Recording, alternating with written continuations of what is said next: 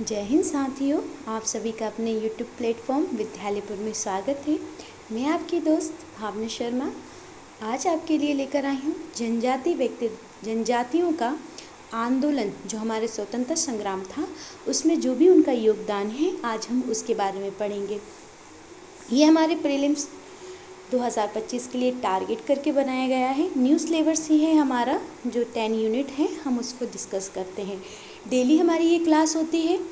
आप नए स्टूडेंट हैं जो भी, तो वो सबसे पहले तो सब्सक्राइब कर लीजिएगा चैनल को, और डेली आप क्लासेस देख सकते हैं। अगर आप इस क्लास से जुड़े हैं तो इससे पहले हमने ढेर सारी क्लासेस कर चुके हैं। हमने जनजातियों का सबसे पहले परिचय देखा, पिछड़ी जनजातियों को देखा हमने, फिर जनजातियों के बाद जनजाति व्यक्तित्व देखे हैं हमने। ये हमारी क्लासेस कंप्लीट हो चुकी हैं। तो आप जाकर हमारे प्लेलिस्ट में जाइए चैनल के, और उसमें आपको ये पूरी डिटेल में क्लास मिल जाएंगी। इसकी पीडीएफ्स जो होती हैं हम आपको टेलीग्राम चैनल पर देते हैं, और न्यू अपडेट आपको चाहिए होता है तो आप हमारे इंस्टाग्राम चैनल पे से भी देख सकते हैं। तो ये हमारा, चलिए आगे देखते हैं। फिर इसके बाद हमारे सबसे पहले तो आप अगर नए हैं तो एक बार सब्सक्राइब ज़रूर कर दीजिएगा। ये हमारी असिस्टेंट प्रोफेसर के लिए राजवंशों की क्लास डली है, आप इसको भी देख सकते हैं और शेयर भी कर सकते हैं। आगे देखिए, वैसे हमारी जो क्लासेस होती हैं ये मध्य प्रदेश के किसी भी, आप जो एमपी से रिलेटिव कोई भी एग्ज़ाम होता है जिसमें एमपी आती है, उसमें आप इन क्लासेस को देख सकते हैं। ज़रूरी नहीं है कि पीएससी के लिए ही है ये क्लास, सबके लिए है। आप सभी एग्ज़ामों के लिए, चाहे वो कांस्टेबल हो, एसआई हो, है ना, एमपीपीएससी, अदर कोई एग्ज़ाम हो जो पीएससी कंडक्ट कराती है, आप उनके लिए भी हमारी क्लास देख सकते हैं। ये आपकी जनजाति बोली है, अभी लास्ट क्लास हमारी इन्हीं की कंप्लीट हुई है, तो आप इसको भी, अगर आपने नहीं देखा है तो आप इसे भी देख सकते हैं। चलिए, आज हमारा जो टॉपिक है वो है हमारी जनजातियाँ, और सबसे पहले जनजातियों का जो स्वतंत्रता संग्राम में हमारा योगदान है, हम उसके बारे में पढ़ेंगे। तो देखिए, सबसे पहले जनजाति क्या है ये हम आपको समझा चुके हैं। जनजाति क्या होती है? जो पिछड़ी, अपने हमारे जो मुख्य धारा होती है इससे पिछड़ापन रखती है, वो जनजाति होती है। जिसमें एक बैकवर्ड होती, जिसमें ये क्या है, पुरानी रूढ़िवादियों को मानते हैं, पुरानी अपनी मान्यताएं संस्कृति में ही रहना पसंद करते हैं, ये जनजाति होती है। इनका एक अलग बोली, अलग समुदाय, उसमें ही रहना पसंद करते हैं। एक निश्चित भूखंड, उसमें जो भी आपकी भौगोलिक स्थिति हैं, दशाएं हैं, ये उनमें ही रहना पसंद करते हैं, ये जनजाति होती हैं। तो चलिए आज हम इनका योगदान देखते हैं। ये नहीं है कि केवल एक सभी लोगों ने हमारे स्वतंत्रता संग्राम में पार्टिसिपेट किया है, जिनमें जनजाति लोगों की मुख्य भूमिका है। आज हम उसको भी याद कर लेंगे, उसको भी पढ़ लेंगे, और उन लोगों से भी जुड़ेंगे जिन्होंने हमें आज़ाद कराने के लिए कितने सारे संघर्ष किए हैं। तो चलिए स्टार्ट कर देते हैं हमारी आज की क्लास। तो चलिए, सबसे पहले स्वतंत्रता आंदोलन का इतिहास जनजातियों के अध्ययन के बिना अधूरा है। हाँ, हम ये कह सकते हैं कि अगर हम सभी स्वतंत्रता सेनानियों को पढ़ रहे हैं तो हमें जनजातियों को पढ़ना ज़रूरी है, क्योंकि वो लोग हमारे साथ ना रहते हुए भी हमारे लिए बहुत कुछ किया है। वो हमसे अलग रहते हैं। अलग से मतलब ये है कि ये नहीं है कि वो हमारे जैसे नहीं है, नहीं, वो हमारे ही जैसे हैं, पर वो अपनी एक निश्चित भूभाग, भौगोलिक दशाओं में रहना पसंद करते हैं, ताकि वो हमारी तरह रहना पसंद करते हैं। अब वो धीरे धीरे वो लोग भी मुख्य धारा से जुड़ रहे हैं, पर अभी भी उनमें बहुत पिछड़ापन है। तो उनके बिना हम इसे अध्ययन को कैसे पूरा कर सकते हैं? क्योंकि हमारा मध्य प्रदेश तो पहले से ही, एमपी जो है वो जनजाति राज्य, ट्राइब्स हम बोलते हैं। हमारे मध्य प्रदेश को ट्राइब्स क्या बोलते हैं? स्टेट बोलते हैं। इसके बाद हम जनजातियों को नहीं पढ़ेंगे तो हमारी जो अध्ययन रहेगा, हमारा जो पढ़ने का सार्थक रूप है, वो कैसे हो जाएगा? निरर्थक हो जाएगा। तो सबसे पहले हम जनजातियों का योगदान देखते हैं। तो सबसे पहले हम भील विद्रोह से स्टार्ट करते हैं। आज हम किससे स्टार्ट करें? भील विद्रोह से। तो कारण सबसे पहले हम देखते हैं कि 1817 से लेकर 1818 के समथिंग ये विद्रोह हुआ था, भील विद्रोह। कारण क्या था कि अंग्रेजों द्वारा भीलों के प्रति क्रूर व्यवहार किया गया तथा पारंपरिक वनों पर अधिकार, कृषि, वंचित भीलों का शोषण किया गया। क्या किया गया? देखिए, अगर आपका कोई स्थान है, अगर आपको वहाँ पे आप बहुत सालों से रह रहे हैं, आपको उस भौगोलिक दशाओं की आदत हो चुकी है, और एकदम से कोई आए और आपसे कह दे अब आप यहाँ पर नहीं रहेंगे, किसी ऐसी जगह रहेंगे ये जगह जो आप जिस पर रहने के लिए वो आपसे बोल रहे हैं, वो आपके जो अभी जहाँ पर रह रहे हैं उसकी भौगोलिक दशा से बिल्कुल विपरीत है, तो आप वहाँ पर सर्वाइव करने में आपको बहुत ज़्यादा कठिनाई होंगी। ऐसे ही हमारी जनजाति जो है वो वनों से जुड़ी हुई है, और अंग्रेज़ों ने क्या करा, उन्हें अपने ही वनों से निकाल दिया। उनसे कह दिया आप वनपज उपज अगर आप वनोपजों को लेकर आएंगे तो उसके लिए आपको कर देना पड़ेगा, आप वहाँ पे कटाई नहीं कर सकते, अपने जानवरों को नहीं चरवा सकते। तो ये हमारी जो जनजाति है, देखिए वो रखती है अपने साथ पशुधन को। अगर वो पशुधन ही उनके साथ नहीं रहेगा तो वो कैसे सर्वाइव कर पाएंगे, अगर जंगल ही नहीं रहेंगे तो वो कैसे सर्वाइव कर पाएंगे अपनी ज़िंदगी को। तो इसलिए इस कारण से ये विद्रोह हुआ था, उनका शोषण किया गया। फिर इसके बाद भील, अब जो जनजाति लोग रहते हैं वो बहुत ही ज़्यादा कैसे रहते हैं, सीधी प्रवृत्ति के रहते हैं, उन ज़्यादा चंट चालाक नहीं होते, नॉर्मल नहीं होते। अब अंग्रेज़ तो कितने तेज थे, उनके सामने हमारी जनजातियाँ भोली पड़ जाती थी, जिसके कारण उनका शोषण किया जाता था, उनसे ज़बरदस्ती बंधुआ मजदूरी करवाई जाती थी, उनसे पैसे भी ना दिया जाता था और साथ में उनसे इतनी सारी मजदूरी करवाई जाती थी, जिसके कारण उनका शोषण हुआ। अब एक का शोषण हो रहा है, दो का शोषण हो रहा है, पर उनमें से कोई ना कोई तो नेता होगा जो उस शोषण का विद्रोह करेगा, विरोध करेगा। तो ऐसे ही इन भील विद्रोह में भी ऐसे ही विरोध किया गया। तो सबसे पहले इसका जो विरोध किया गया था वो सेवाराम जी के द्वारा किया गया था। क्या किया गया था? सेवाराम जी द्वारा।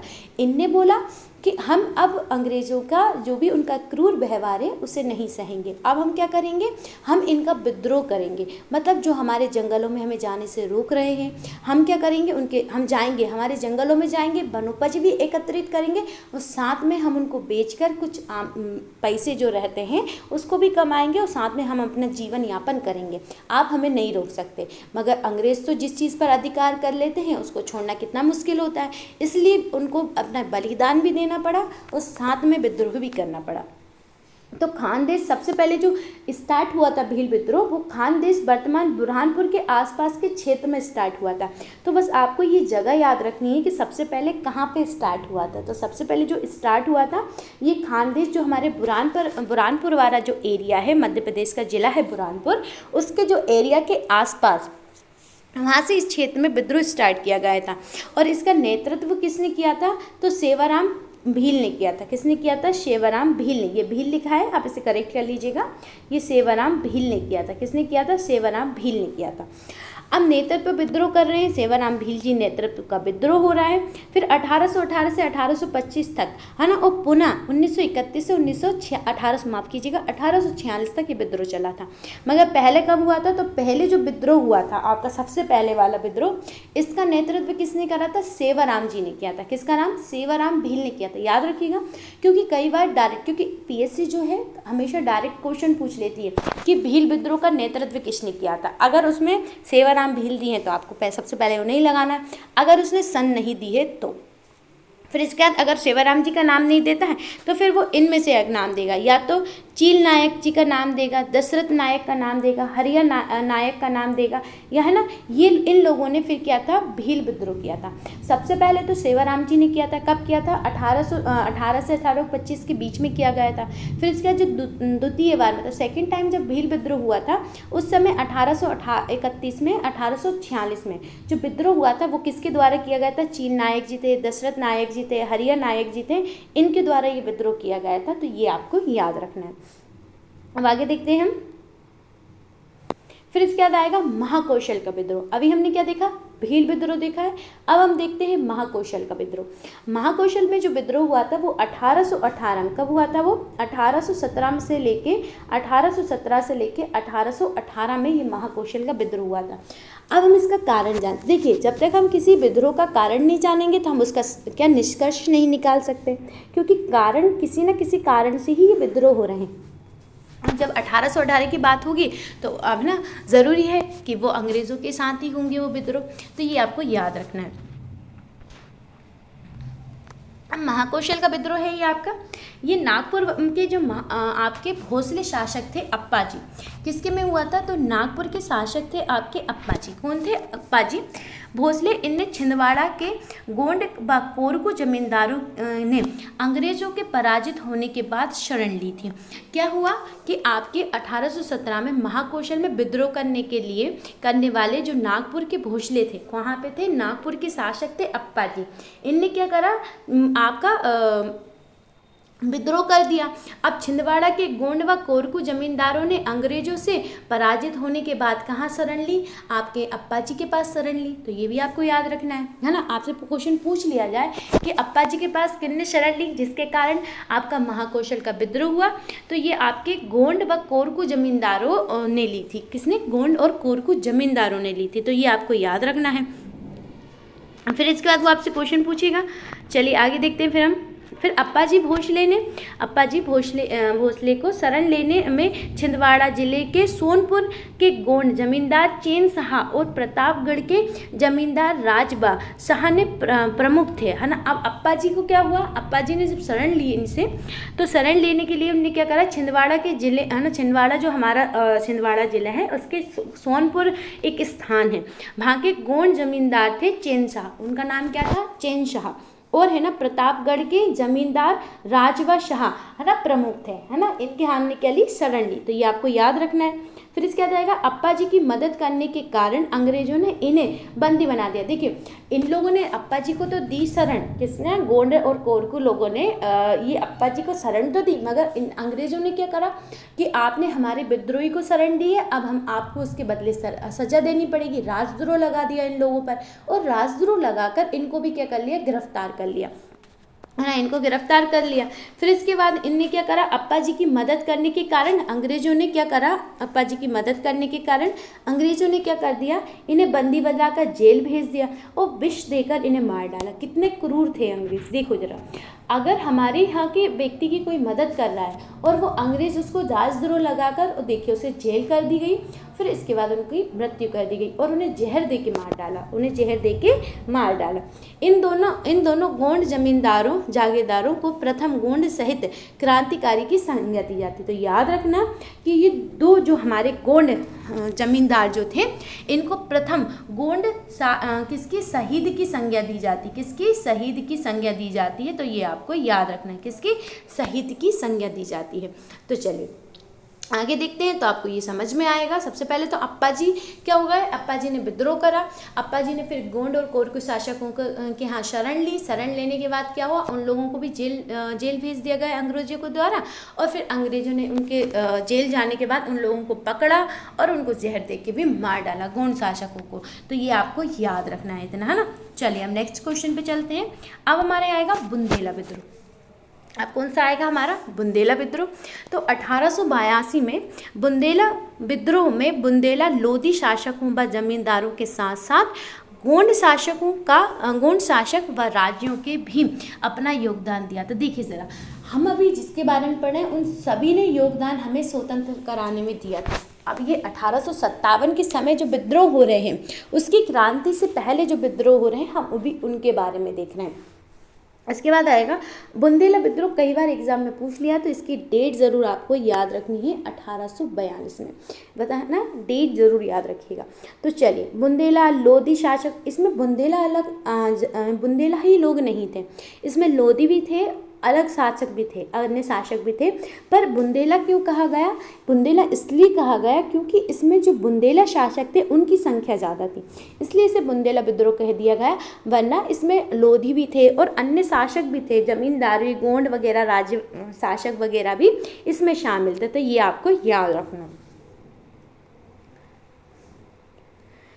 फिर जमींदारों के साथ साथ गोंड शासक, है ना, गोंड शासक भी थे, है ना, अपना योगदान दिया। विद्रोह मदनपुर के गोंड शासक डेल्लन्स ने नरसिंह में विद्रोह किया था, नरसिंहपुर में विद्रोह किया था। देखिए विद्रोह किसने किया, तो ये डेल्लन शाह थे, डेल्लन शाह थे मदनपुर के, जिन्होंने नरसिंहपुर में विद्रोह किया था। कहाँ पर विद्रोह किया, नरसिंहपुर में विद्रोह किया, ये हमें याद रखना है। सागर की देवरी, है ना, सागर की देवरी तहसील के जमींदार जो शिवराज सिंह जी थे, है ना, गोंड ने जेतपुर के राजा परीक्षित की मदद की। किसकी? परीक्षित की मदद की। देखिए ज़रा, अब सब एक दूसरे की हेल्प कर रहा है, जिसके कारण सब फंसते हैं, है ना। सब एक दूसरे की हेल्प करते हैं और अंग्रेज़ों को तो मौका चाहिए कि इनको भी, ये विद्रोह कर रहे हैं, इनने विद्रोही का साथ दिया है, हमें इनको भी गिरफ्तार करना है, ताकि हम जड़ी मिटा दें तो विद्रोह ही खत्म हो जाएगा।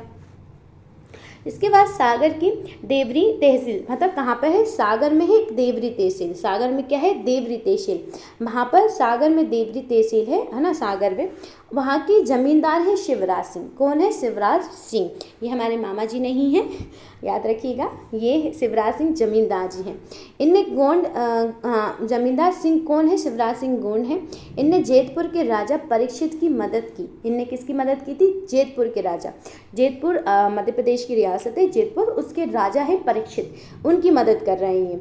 फिर इसके बाद रणजोर सिंह, है ना, रणजोर सिंह गोंड, इन्होंने भी राजा परीक्षित की मदद की थी। तो किन किन ने राजा परीक्षित की मदद की थी? एक तो देवरी के शासक है शिवराज सिंह, इनने परीक्षित जी की मदद की थी। और रणजोर सिंह जी हैं गोंड शासक हैं, ये इन लोगों ने भी परीक्षित जी की मदद की थी। तो ये आपको याद रखना है। इनके सहयोगी लल्ला सिंह गोंड व फूल शाह गोंड थे। इनके सहयोगी कौन थे? परीक्षित जी के सहयोगी हैं। ये किसके सहयोगी हैं? परीक्षित जी के। ये आपको याद रखना है ना। लल्ला सिंह गोंड है और फिर इसके बाद आ जाएगा फूल शाह गोंड। क्योंकि कभी कभी क्या होता है एग्जाम में, जैसे बोधन दउआ जी पूछ लिया गया था, तो ऐसे इनके बारे में पूछ सकते हैं, तो आपको इनके नाम याद रखना है। फिर इसके बाद इस विद्रोह में दिलराज सिंह गोंड व राजा अर्जुन सिंह गोंड ने भी राजा परीक्षित तथा तात्या टोपे की मदद की थी। तो देखिए इनने कितने सारे लोगों की मदद की है। तो राजा दिलराज सिंह गोंड व राजा अर्जुन सिंह गोंड ने भी राजा परीक्षित की मदद की और साथ ही तात्या टोपे की भी मदद की थी। किनने की? इन सब ने मिलकर परीक्षित, राजा परीक्षित की, जेतपुर के जो राजा थे परीक्षित, उनकी मदद की। तो ये आपको याद रखना है। चलिए आगे देखते हैं हम। अब आ जाएगी हमारी 1857 की क्रांति। अभी तक हमने 1857 की क्रांति के पहले के विद्रोह देखे। हमने गोंड विद्रोह देखा, हमने भील विद्रोह देखा, फिर इसके बाद हमने महाकौशल विद्रोह देखा और बुंदेला विद्रोह देखा। हमने इतने सारे विद्रोह को क्या कर लिया? कंप्लीट कर लिया। अब हमारे 1857 का विद्रोह आएगा। तो चलिए 1857 का विद्रोह देखते हैं हम। सबसे पहले निमाड़ में हुआ। कहाँ हुआ? निमाड़ में। तो निमाड़ में सबसे पहले क्रांति भड़की। भीमा नायक, ख्वाजा नायक के पुत्र दौलत सिंह जी थे, रघुनाथ सिंह मंडलोई, सीताराम कंवर, टांटिया भील, है ना, अंग्रेजों के विरुद्ध इन्होंने क्या करा? विद्रोह करा। तो इसमें मेन है आपको नाम, क्योंकि पूछा से इतना जाता है कि किसने कहाँ से विद्रोह करा था, तो ये हमें याद होना चाहिए। तो याद रखना निमाड़ से किस किस ने विद्रोह करा है, तो इनके नाम आपको याद रखने हैं, है ना, क्योंकि विद्रोही के नाम पूछे जाते हैं। तो देखिए एक बार मेरा नाम डबल से रिपीट कर देती हूँ। तो कौन कौन थे आपके? तो भीमा नायक जी थे, ख्वाजा नायक जी थे और ख्वाजा नायक जी के पुत्र का नाम था दौलत सिंह, ये भी इस विद्रोह में शामिल थे। फिर रघुनाथ सिंह मंडलोई जी थे, सीताराम कंवर थे और टांटिया भील। ये सब कहाँ से लड़ रहे थे? ये सब लड़ रहे थे आपके निमाड़ से। तो ये आपको याद रखना है। आगे देखते हैं। अब आ जाएगा महाकौशल में। देखिए महाकौशल से कौन है? तो महाकौशल में गोंड शासक हैं शंकर शाह, रघुनाथ शाह, जिन्हें 18 सितंबर 1857 में तोफ के मुंह पर बांधकर उड़ा दिया गया था। फिर इनकी पत्नी थी फूल कुंवर, है ना, रानी फूल कुंवर और रानी मान कुंवर, इन लोगों ने नेतृत्व किया था। देखिए शंकर शाह जी की पत्नी का नाम था फूल कुंवर और रघुनाथ शाह की पत्नी का नाम था मान कुंवर।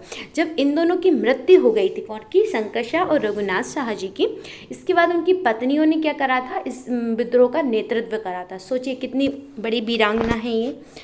आगे चलते। फिर इनको लगा हम हारने लगे, तो इनने स्वयं की कटार गोप के अपने आत्महत्या कर ली थी, क्योंकि हम अंग्रेजों के हाथ नहीं मरना चाहेंगे, हम चाहे खुद ही आत्महत्या कर लेंगे, ये इनका था। फिर इसके बाद आ जाएगा आपका देवी सिंह गोंड। इन्होंने जवेरा, संग्रामपुर, मझौली और कटनी में अंग्रेजों से संघर्ष किया था। कहाँ कहाँ? जवेरा, संग्रामपुर, मझौली, है ना, और कटंगी, है ना। तो यहाँ से क्या करा था इन लोगों ने? देवी सिंह जो गोंड थे, ये इतने सारे जगह से विद्रोह का नेतृत्व कर रहे थे, साथ में संघर्ष हो रहा था इनका।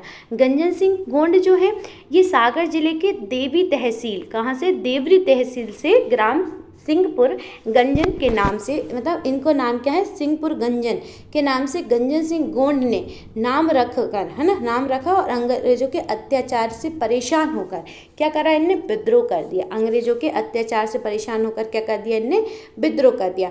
और फिर परेशान होकर 1857 की क्रांति में गंजन सिंह गोंड वीर योद्धा की तरह कार्य करा। देखिए गंजन सिंह गोंड कहाँ से लड़ रहे हैं, तो गंजन सिंह गोंड लड़ रहे हैं आपकी देवरी तहसील से। कहाँ से लड़ रहे हैं, देवरी, सागर की है देवरी तहसील, वहाँ से कौन लड़ रहे हैं, गंजन सिंह जी लड़ रहे हैं। तो इनके स्थान जरूर आपको याद रखना है। आगे देखते हैं। फिर आ जाएगा इमरत भोई। इंद्रत भोई कहाँ से लड़े, तो हरिकोट के जमींदार थे ये, कहाँ थे, जागीरदार थे ये, कहाँ के, हरिकोट के। महावीर सिंह के साथ इनने मिलकर अंग्रेजों के विरुद्ध क्या करा, आपका विद्रोह करा था। इनने किसके साथ मिलकर करा था, इनके हेल्पर कौन थे, तो महावीर सिंह जी थे। याद रखना, तो पूछ सकते हैं इमरत सिंह की हेल्प किसने करी थी, तो महावीर सिंह जी ने करी थी, ये हमें याद रखना है। चलिए आगे देखते हैं। चलिए अब इसके बाद आप ये देख सकते हैं, अभी आपकी एक खनिजों की क्लास डली थी, आप इसको भी देख सकते हैं। पीएससी आपके असिस्टेंट प्रोफेसर के लिए है, मगर आपके पीएससी में भी खनिज है, आप उनके लिए भी ये क्लास देख सकते हैं, है ना। आप इस चैनल को अगर नए हैं तो हमारे चैनल को सब्सक्राइब कर दीजिएगा। जाने से पहले एक बार लाइक ज़रूर करके जाइएगा, आप लोग लाइक नहीं करते तो प्लीज़ लाइक करके जाइएगा, और कमेंट बॉक्स में कमेंट ज़रूर कीजिएगा आज की क्लास आपको कैसी लगी। फिर इसके बाद अगर आपको PDF चाहिए तो PDF हमारे टेलीग्राम चैनल पर मिल जाएगी। इसकी लिंक हमने आपको डिस्क्रिप्शन बॉक्स में दे रखी है, आप वहाँ से लिख सकते हैं और शेयर भी कर सकते हैं, ताकि लोगों के पास ये क्लास पहुँच सके और जिन्हें ज़रूरत है उनके पास ज़रूर ये क्लास पहुँच जाए। चलिए आगे हमारी क्लास कंटिन्यू करते हैं। इसके बाद हमारा आ जाएगा असहयोग आंदोलन। अब हमारे मध्य प्रदेश में असहयोग आंदोलन की भूमिका देखते हैं हम। तो देखिए ज़रा, इस आंदोलन में डिंडोरी के गंदू गोंड ने, किसने, डिंडोरी के गंदू गोंड ने अपनी मालगुजारी बेचकर, अपनी मालगुजारी क्या, जो वो काम करते थे उसको देकर आंदोलन का प्रचार प्रसार किया तथा आंदोलन की क्रांतिकारी गतिविधियों का नेतृत्व किया था। तो असहयोग आंदोलन में डिंडोरी से गंदू गोंड जी लड़े थे। कहाँ से, गंदू गोंड जी जो थे, इनने डिंडोरी से क्या करा था, आंदोलन का क्या करा, प्रचार करा। क्योंकि देखिए जब तक प्रचार नहीं होगा तो किसी आंदोलन की सफलता नहीं मिलेगी। तो इसलिए इनने क्या करा, अपनी मालगुजारी, मतलब जो ये काम करते थे उसे बेचकर, उसमें जो भी इनको मिला है उसे देकर इनने क्या करा, उसके प्रचार प्रसार के लिए सहयोग करा। सोचिए कितने महान लोग हैं ये लोग। फिर इसके बाद आगे आएगा हमारा असहयोग आंदोलन। कौन सा आ जाएगा, सविनय अवज्ञा आंदोलन। पहले क्या देखा हमने, असहयोग आंदोलन देखा, अब सविनय अवज्ञा आंदोलन देखते हैं। फिर इसके बाद आ जाएगा, इस आंदोलन में जंगल कानून को भंग कर जंगल सत्याग्रह प्रारंभ किया था। तो याद रखिएगा, किस आंदोलन के बाद जंगल आंदोलन आरंभ हुआ था, तो याद रखना सविनय अवज्ञा आंदोलन के बाद। किसके बाद, सविनय अवज्ञा आंदोलन के बाद हुआ था। इस आंदोलन में जंगल कानून को सबसे पहले भंग किया गया था। जंगल कानून क्या था, तो अंग्रेजों ने क्या है, जो हमारे जनजाति थे उनके लिए जंगल के कुछ कानून बना दिए। जैसे आप बोल सकते हैं कि उनको आप जंगल में नहीं जाने दे सकते हैं, उनके बाद वो जंगल से लकड़ियाँ, सूखी जो लकड़ियाँ होती हैं वो नहीं ला सकते हैं। इसके बाद वो अपने जानवरों को, पशुओं को, है ना, जंगल में चराई के लिए नहीं जाने देंगे, और जंगल की लकड़ियाँ वो काट के ले जाते थे, कौन, अंग्रेज वगैरह। तो जंगल वो जब जनजाति बोलते थे, ये जंगल हमारे हैं, आप इन पर कब्जा नहीं कर सकते। ज़बरदस्ती उन जंगलों को काटना और उन्हें आपके हमारे जो जनजाति वर्ग है उसको खेती नहीं करने देना, इस सबसे परेशान होकर इन लोगों ने क्या, जंगल कानून को तोड़ने का निर्णय लिया। तो सबसे पहले जब जंगल सत्याग्रह हुआ तो उसमें सबसे पहले वाला सत्याग्रह आएगा आपका टुरिया जंगल सत्याग्रह। कौन सा आएगा, टुरिया जंगल सत्याग्रह। ये कब हुआ था, 9 अक्टूबर 1930 में हुआ था। डेट ज़रूर याद रखिएगा, डेट है ना, जब तक आप इसे लर्न नहीं करेंगे जब तक आपको याद नहीं होगी। इसे बार बार आपको रिपीट करना होगा, तब जाके ये आपको डेट्स याद होंगी, क्योंकि बिना रिवीजन के डेट्स याद नहीं हो सकती हैं। फिर इसके बाद आ जाएगा यहाँ पे मूकल लोहार ने नेतृत्व किया था। तो याद रखिएगा, टुरिया जंगल सत्याग्रह का नेतृत्व किसने करा था, मूकल लोहार ने करा था, आंदोलन किया। फिर इसके बाद मूकल लोहार को गिरफ्तार किया गया। तो मोझी क्या हो गया, इसमें मुगल लोहार थे जो नेतृत्व कर रहा है, तो सबसे पहले अंग्रेज उसी को ही गिरफ्तार करेंगे, क्योंकि अगर नेतृत्व करता ही वहाँ नहीं रहेगा तो किसी आंदोलन का मतलब ही नहीं रहेगा। तो वो सबसे पहले नेतृत्वकर्ताओं को पकड़ते थे। तो मोजी जो पिपरिया के गोंड लोग क्या हो गए, इनको जब मुकल लोहार को गिरफ्तार कर लिया गया, तो एक है ना पिपरिया स्थान है, वहाँ के हैं मोसी गोंड, उनके नेतृत्व में 2000 लोगों को ये लेकर कहाँ चले गए। अब इन्हें जब मुकल लोहार हो गए गिरफ्तार, कौन हो गए, मुकल लोहार गिरफ्तार हो गए, अब उनको छुड़ाने के लिए प्रयास किए गए। जब उनके लिए छुड़ाने के लिए प्रयास किया गया, पिपरिया एक स्थान है, पिपरिया स्थान के आप बोल सकते बैतूल में, पिपरिया खंडवा में, खंडवा या खरगोन में है पिपरिया स्थान, वहाँ के एक व्यक्ति हैं जिनका नाम है आपका मोसी गोंड। क्या नाम है, मोसी गोंड। उनने अपने एक नेतृत्व किया, उस नेतृत्व में इनने 2000 लोगों को एकत्रित करा, और उन 2000 लोगों की जो भीड़ थी वो लाठी कुल्हाड़ी लेकर पुलिस कैंप के पास पहुंच गई। कहाँ पर, जहाँ पे मूसा लोहार को गिरफ्तार कर रखा गया था। फलस्वरूप पुलिस ने क्या कर दिया है ना, गोली चलाई, पकड़ी गई है ना। फिर इसमें जब वहाँ पर ये लोग पहुँचे कुल्हाड़ी वगैरह हथियार लेकर, तो वहाँ के जो पुलिस सैनिक थे उन लोगों ने गोलियां चलाई, और गोलियां चलाई तो उसमें कुछ लोग शहीद हो गए, जिनमें से आपकी गुड्डो बाई, रेना बाई, बेना बाई और बिरजू गोंड, ये लोग क्या हो गए थे, शहीद हो गए थे। किसको बचाने के लिए गए थे, मूसा लोहार को बचाने के लिए गए थे। किसके नेतृत्व में 2000 लोग गए थे, मोसी गोंड के नेतृत्व में, सॉरी माफ कीजिएगा, गोसी गोंड के नेतृत्व में 2000 लोग गए, तो जिनमें से गुड्डो बाई, रेनो बाई और न बेना बाई, ये लोग शहीद हो गई थी, और पुरुष आपके बिरजू गोंड, ये लोग शहीद हुए थे। तो ये आपको याद रखना, नाम याद रखना सबके, है ना। फिर दूसरा जंगल सत्याग्रह हुआ था घोड़ा डोंगरी जंगल सत्याग्रह। इसके माध्यम से बैतूल में दीपचंद्र के नेतृत्व में, ये इसका नेतृत्व कौन ने करा था, दीपचंद ने करा था। इसका नेतृत्व कौन ने करा था, दीपचंद्र के। 500 आदिवासियों का जुलूस निकाला, इनने 500 आदिवासियों ने मिलकर क्या निकाला, वहाँ पर एक जुलूस निकाला। अब दीपचंद गोंडी ने, है ना, गोठी ने गिरफ्तार होने के बाद इस सत्याग्रह का नेतृत्व क्या रहा। सबसे पहले देखिए, सबसे पहले घोड़ा डोंगरी जंगल सत्याग्रह का नेतृत्व किसने करा, तो ये कर रहे थे आपके दीपचंद। कौन कर रहे थे, दीपचंद्र कर रहे थे। फिर इसके बाद जब दीपचंद्र जी गिरफ्तार हो गए, अब बिना नेतृत्व के आंदोलन कैसे रहेगा, अधूरा, तो कोई ना कोई को तो नेता बनना पड़ेगा।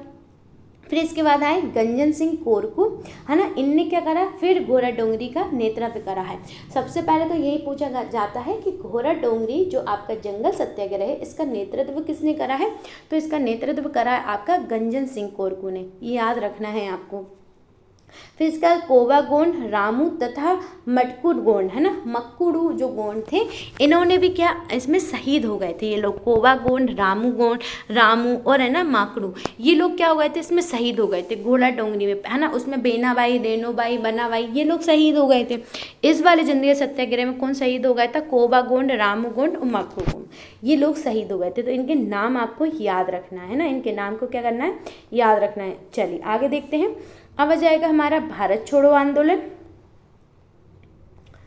अब भारत छोड़ो आंदोलन जब देखेंगे तो ये आपको तो पता है, ये 19 अगस्त 9 अगस्त है, 9 अगस्त, है ना। अच्छा मध्य प्रदेश का देखेंगे तो 19 अगस्त 1942 को बैतूल के घोड़ा डोंगरी रेलवे स्टेशन के पास आदिवासियों ने एक क्या है भीड़ इकट्ठी हुई। क्या हुआ, मध्य देखो, वैसे भारत में तो ये 9 अगस्त को स्टार्ट होना चाहिए, 8 अगस्त को इसकी मीटिंग हुई थी और 9 अगस्त को सुबह स्टार्ट होने वाला था, पर मध्य प्रदेश में कब हुआ, 19 अगस्त को स्टार्ट किया गया। और कहाँ पर, बैतूल में घोड़ा डोंगरी। अभी हमने घोड़ा डोंगरी जंगल सत्याग्रह देखा है, मगर ये घोड़ा डोंगरी क्या है, रेलवे स्टेशन है। घोड़ा डोंगरी क्या है, रेलवे स्टेशन, ये आपको नाम याद रखना है। तो रेलवे स्टेशन के पास क्या हुआ, आदिवासी का एक नेतृत्वकर्ता कौन थे, विष्णु गोंड, इनने नेतृत्व करके है ना क्या करा, इनने डिपो पे, वहाँ पे बहुत सारे डिपो थे, उन पर चढ़ गए। फिर इसके बाद रेलवे स्टेशन के आदिवासियों द्वारा रेलवे स्टेशन की पटरियाँ, जो रेल लाइन जिन पे चलती है, वहाँ की क्या पटरियों को उखाड़ दिया, है ना, पटरियों जो आपकी पटरियाँ थी उनको क्या कर दिया, निकाल दिया, वहाँ से उखाड़ दिया। पुलिस थाने और वहाँ पे पीछे एक लकड़ियों का क्या डिपो था, विशाल डिपो था, उसमें क्या लगा दी, इनने आग लगा दी, उसमें क्या लगा दी, इनने आग लगा दी। इस तरीके से इनने विद्रोह करा। फिर इसके बाद इसमें है ना पुलिस की गोलीबारी हुई और जो आपके विष्णु गोंड थे और बिरसा गोंड, ये दोनों शहीद हो गए। इसके बाद जिर्रा गोंड को जेल भेज दिया गया। अब वहाँ पे बहुत सारे लोग थे, अब जिनमें से विष्णु गोंड जी थे, है ना, और आपके बिरसा गोंड जी थे, ये दोनों तो शहीद हो गए। अब पकड़ में आ गए आपके जिर्रा गोंड, तो जिर्रा गोंड को क्या कर दिया गया, इनको जेल भेज दिया गया था। जिर्रा गोंड को क्या कर दिया गया, जेल भेज दिया गया। तो ये आपको याद रखना है। तो ये हमने क्या देखा था, भारत छोड़ो आंदोलन जो मध्य प्रदेश में कब से चालू हुआ, तो मध्य प्रदेश में 19 अगस्त 1942 से स्टार्ट हुआ था। ये आपको याद रखना है।